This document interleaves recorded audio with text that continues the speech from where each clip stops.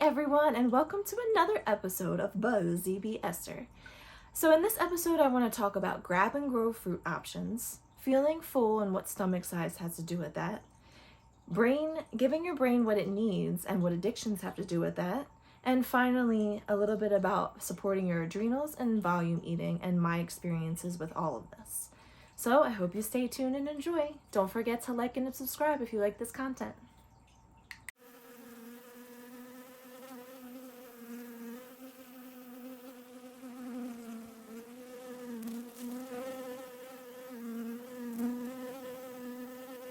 So first, I want to start with just some fruit options.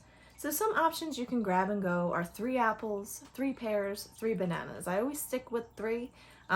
Medical Medium talks about the 3-6-9 cleanse, and 3 is a very, good number for a multitude of reasons. If you look up 3-6-9 Tesla, you can see a bunch of stuff about that too. But Medical Medium does explain it more in his books. I encourage you to read them. Always do. They're amazing. Another option could be grabbing a melon that's already cut up, and you can just grab and go, eat that at your destination, or just kind of pick at it in the car. And then finally, even some grapes. And I'm sure there's more options, like you can grab some raisins, some craisins, things that you just kind of can grab and go. So there are 3 tricks to feeling full with no overt fat and no traditional protein. So the first trick is to give your brain what it needs. If your brain is getting what it needs, it's not going to send those signals that, hey, I'm hungry. The second trick is to work on healing food addictions. And the final trick is to eat enough according to your stomach size, according to where you're currently at. The Medical Medium actually has a podcast talking all about this, and how with the standard American diet, how the avocado is your friend to transition to a plant-based diet and or just a healthier lifestyle. So remember, you do need to stay fat-free in the morning to follow the liver cleanse and to get your liver a chance to detox and do all the things that it's amazing at doing. And there are so many ways to cater the Medical Medium information to your lifestyle. So this is just one of the cleanses. You can do many other options. Every single step that you make for your health is a step in the right direction, even if you can only do one thing out of all the things I'm telling you. Just start with the lemon water. That's a step in the right direction, which is amazing. So it can be intimidating too to see all this information and oh my God, how do I change my entire lifestyle? It's a process. It takes work. It takes time. So be easy on yourself. Have compassion for yourself and take it one step at a time. I know I keep having to tell myself that because I want to go full blast and, plant-based and overt fat-free, and it doesn't fit my lifestyle right now. So I'm trying to figure that part out, which is also why I wanted to start this blog. So hopefully my story can help you and encourage you to make better choices too, because I know it's hard. So the first step into giving your body what it needs is to give your brain what it needs. And what your brain needs is glucose and trace minerals. Trace minerals can be found in pretty much any leafy green that you can find. It's definitely in celery juice with the trace mineral salts and the sodium cluster salts, And glucose is in pretty much all the fruits. So a good adrenal snack to support your adrenals and the brain would be dates and some apples and maybe a couple of things of spinach. You could do a couple celery sticks and a couple of apples, things like that. So you want to mix the fruits and the glucose with the mineral salts. So anything green is kind of how I think about it. I'm still kind of learning that part though. And fruits, which is all the fruits. So really, really broad thing there, but give your brain what it needs and it'll stop sending all those signals that says, hey, I'm hungry. Hey, I need this. Hey, I need that. Cravings are usually an indication that your body needs something. Food addictions is also something I'm really struggling with, and it's hard. So you need to work on those. Something that a lot of people are addicted to is fat. The American diet, the standard American diet, which is the SAD diet, is filled with fat and protein and just not good stuff for you. So if you're on the standard American diet, most likely you're addicted to fat. That's one of the biggest things I crave when I'm on a 3-6-9 cleanse, which is pretty much fat-free for at least 6 days of the 9 days. I crave a lot of fat, and it's just because I think I'm used to it. And also, every time you eat fat, your liver sends a signal to your body to produce bile, and your adrenals go into overdrive to help process all those things. So anytime your adrenaline goes, you get an adrenaline rush. And when you get an adrenaline rush, it's a feel-good feeling. Caffeine does the same thing. It gives you an adrenaline rush because it activates the adrenals too much, which is why people become really addicted to caffeine and coffee. And it's just not good for you. So adrenaline is what's addicting, and fats trigger adrenaline, caffeine triggers adrenaline, and other things do trigger adrenaline as well. It's just, he has a ton of information, but the biggest things for me, at least, are fat and caffeine, because I still love chocolate. I stopped drinking coffee after like my first 3-6-9 cleanse like 3 years ago. And I haven't really turned back since. I will have tiramisu every once in a while, but I completely gave up coffee, and the only thing that I struggle with is chocolate. So yeah. The Caffeine podcast, by the way, is an incredibly good podcast, because he talks about how the caffeine industry is, you should watch the podcast, because I don't know how much I can say on here, but it's really good. In this next part, I want to summarize a little bit about what Medical Medium says about stomach size. And I kind of put it with this section of like feeling full and giving your body what it needs, because your stomach size has a lot to do with this. And in this episode number 029 on his Apple podcast, it's labeled Eating and Confused, Trying to Use Food to Heal. He talks a lot about eating in moderation and intuitive eating, and how your body can kind of trick itself because your consciousness is addicted to certain things, and your stomach size is also contributing to this, and it's a lot of stuff. So I kind of just, as I was listening to the podcast, I wrote down notes to try and summarize it. So this part is a little bit long, but it's really good information, and it helped me understand too why people are different. Because like for me, I didn't really need a lot of food in the morning, because I was just kind of used to that, and I also did intermittent fasting before I did this, so I was used to not eating a lot of food in the morning. But when I talk to people and try to give them advice on like how to do a little bit better and give your liver a chance to cleanse, they say that they can't just eat the fruit, like they need something more. So then the advice is to go to potatoes and maybe avocados while you're still transitioning, and then once you get better, try to go fat-free.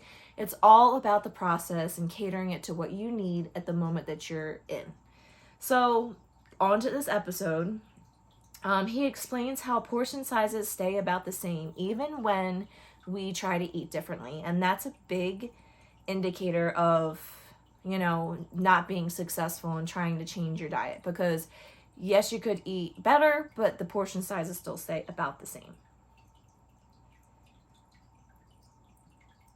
The consciousness needs and wants are different than the body needs and wants. Consciousness is programmed to eat a certain way, but then you get sick and you find out what your body actually needs. It can feel uncomfortable because it's against the programming that consciousness has been given all these years. Detoxing is not always comfortable either. People have large or condensed calorie, high fat meals.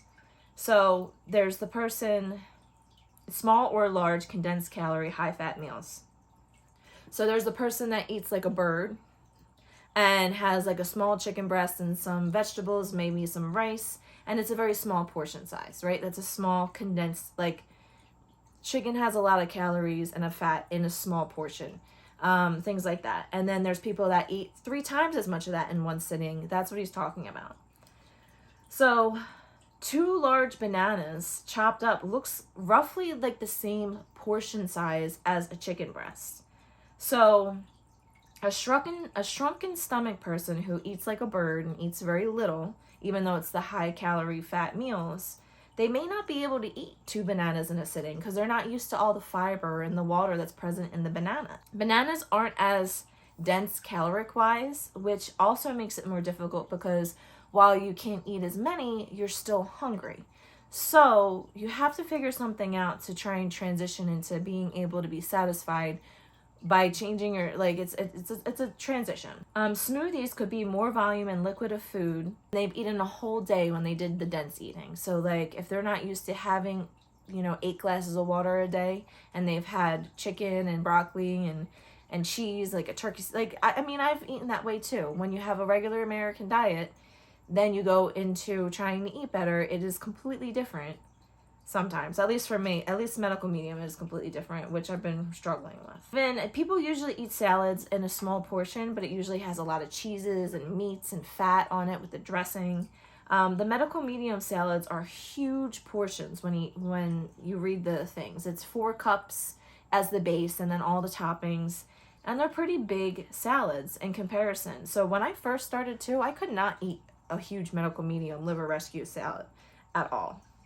Okay, so a person needs to actually stretch their stomach to be able to get into that high volume eating with a huge, large salad.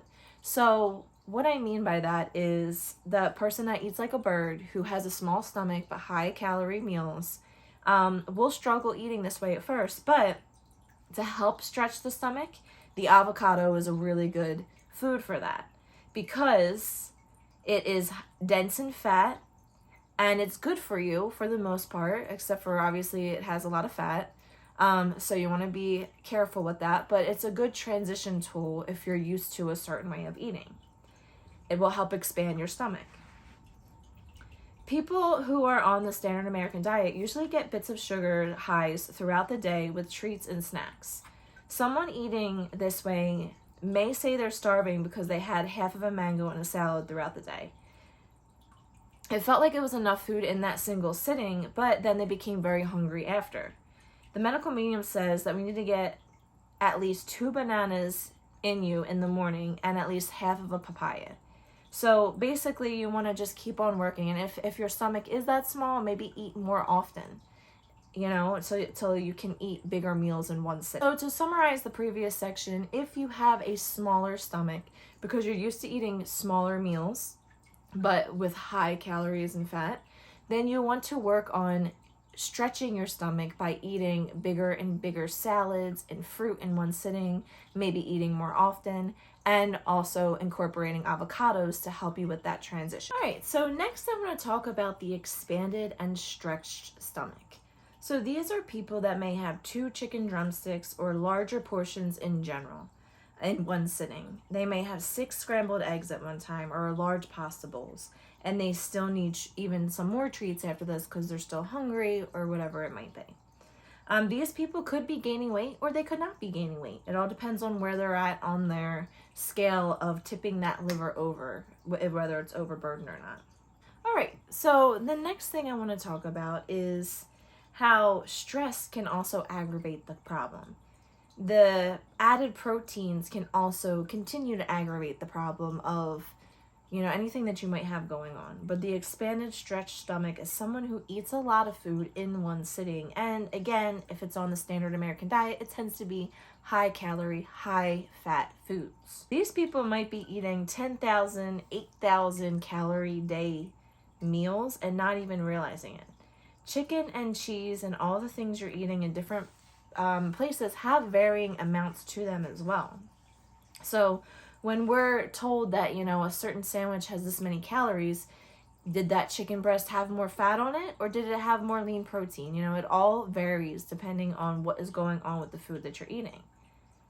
Science generally says that one size fits all, and it's generalized to be not very specific. So it's kind of confusing. When starting to eat more healing foods, you want to be easy on yourself and take it one day at a time, because you might have vagus nerve inflammation, which reaches down into the stomach and can sometimes make you feel nauseous. And also when you start eating those foods, your vagus nerve can pick up on the feelings of those foods. So it's not the healing foods causing the problems, it's the healing foods eradicating the problems that causes the uncomfortable feelings. So, and another thing he mentions too is you might feel better in the moment eating bread and butter and cheese, because bread and butter actually moves through you like a sticky gummy glue, and it doesn't massage anything. So eggs also turn into this weird liquid paste, he says, that doesn't massage anything either. So it might feel okay going through, but those things kind of get stuck different places because of fats and proteins, and then the bacteria and viruses start eating it, and it's just not good. It also becomes, putrefied and things like that if it gets stuck. So a banana or spinach that you might feel massaging the intestines a little bit, massaging the gut a little bit, it may be uncomfortable because it's a different feeling, and you may get scared off of eating this way. But the medical medium explains a lot that, detoxing is really important, and it's not the healing foods causing it. It is, in effect, it kind of is, because the healing foods are getting rid of the bad stuff. But it's the bad stuff in the first place that are causing all these problems that the healing foods are trying to move through and get out. But that's also why it's important not to jump into this so quickly, because you might get turned off of it pretty quickly, depending on what's going on. Like if you're on your deathbed and you start eating these healing foods and you're feeling relief right away, then yeah, that might be fine for you. But if you are, in a situation where I am, I'm not on my deathbed, I'm not on mattress island, it's something that you just got to take one step at a time.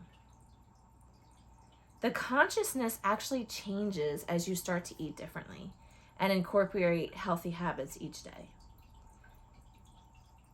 We can turn our consciousness and programming that was programmed against us to make it so it's good for us, so we can heal. We can take control of our consciousness and infuse knowledge and wisdom to plant the seeds to change and reprogram it to work for us. I've been also recently reading a lot about the law of attraction and how our thoughts and, all that kind of stuff is brought to us. And I knew some of that stuff before, but this is completely that. And the medical medium does say a lot, it's not just your thoughts causing your illnesses and your sicknesses. It is a physical problem, a bacteria, a virus, and you can eat a certain way to eradicate that problem. But I think that in conjunction with your thoughts and your prayers and praying to the angels and all of the things helps you heal the best, because you could be doing all the physical stuff, but if you don't have that prayer and consciousness part, it doesn't always move you as forward as you can. So that's a really important part, I think.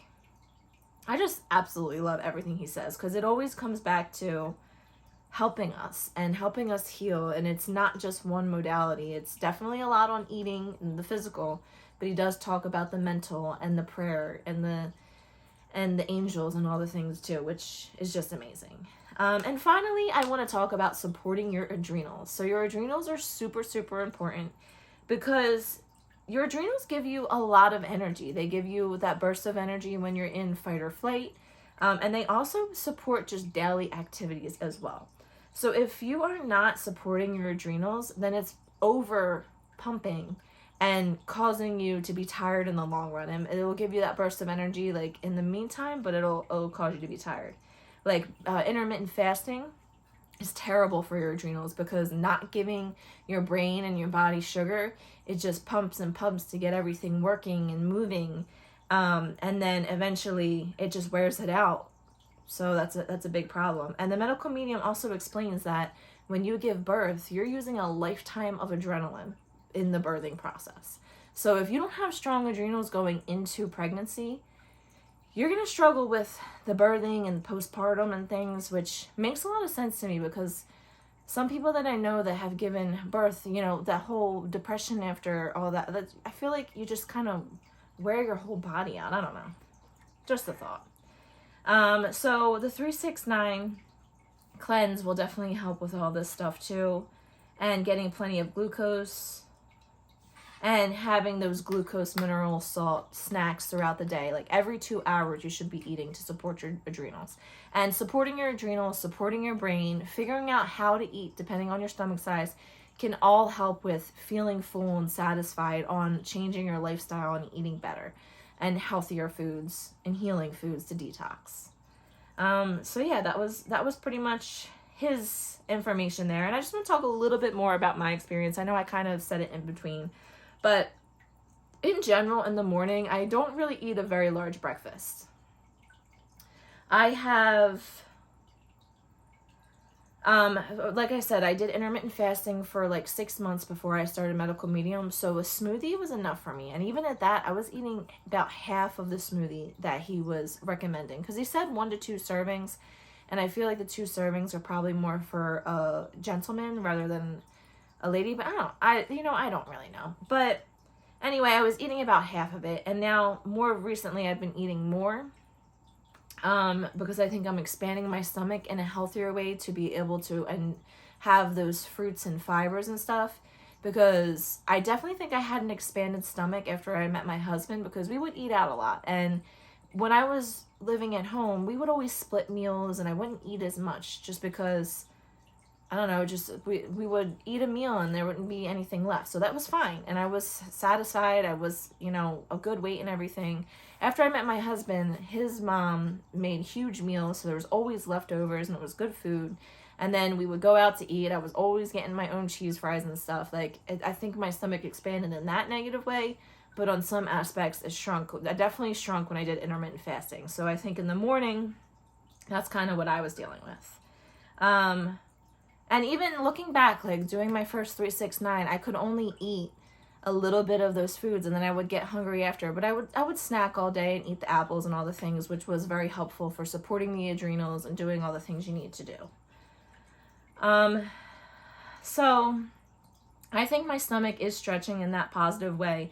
And I do want to, my next step is to incorporate more avocado to try and transition off of fats and proteins as much, because I'm still eating meat and things, which is part of the healing protocols for medical medium. He's not against eating meat, but I know for endometriosis, he recommends to try and stay off of meat for at least a month and eat like a lot of potatoes and stuff. So that's my next goal, to try and do that.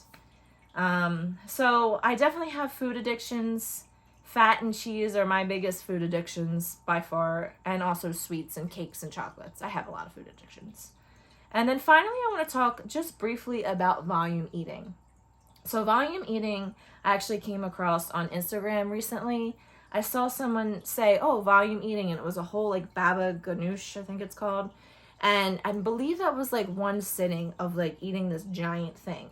And for me, I still can't eat that much. But I think this is like a movement now, because the whole raw food diet, raw food vegan is the idea there, and it's all volume eating. Like if you follow any raw food people on social media, they have gigantic plates, and I don't know how much of that they eat in one sitting, because they don't really talk about that, but I can only imagine it has to do with volume eating and doing that. And I've also noticed it has to stem from medical medium. In his first book, he recommended doing a 28-day cleanse, which was basically raw vegan. And like, I haven't seen the vegan movement has become much more popular recently, probably like 2015 when I was in North Philly. It became really popular when I was teaching in North Philly. And his first book, The Medical Medium by Anthony William, was published in 2015. And, I don't know. I think that these movements have definitely stemmed from his information, but people don't always credit him. So I really wanted to always make sure I credit him, because I don't know, this is the only thing that has made sense to me. Like, I've read all of it. And even the vegan stuff I would look at before, I'm like, I don't know about that, because, but he's not all about vegan. He's about, you can eat the meat, you can do the things, obviously. And then he says, there's a lot. I could go on and on and on, but I'm gonna wrap it up. So, in conclusion, if you are trying to eat better and make better choices, keep in mind that depending on where your stomach is right now, you have to kind of move with that and figure it out to make yourself have an expanded stomach that can eat raw foods and fruits and vegetables in high volume amounts. That's the best way to go. That's pretty much it. So even if you can't eat that much, just eat more often to support your adrenals. And then once you can eat that much, you still got to eat snacks and stuff to support everything. So yeah. And I'm actually working on weight loss now too. So who knows? I'm still working on stuff. But anyway, I hope you enjoyed this video. And if you like this kind of content, please like and subscribe. And I hope to see you in the next one. See ya.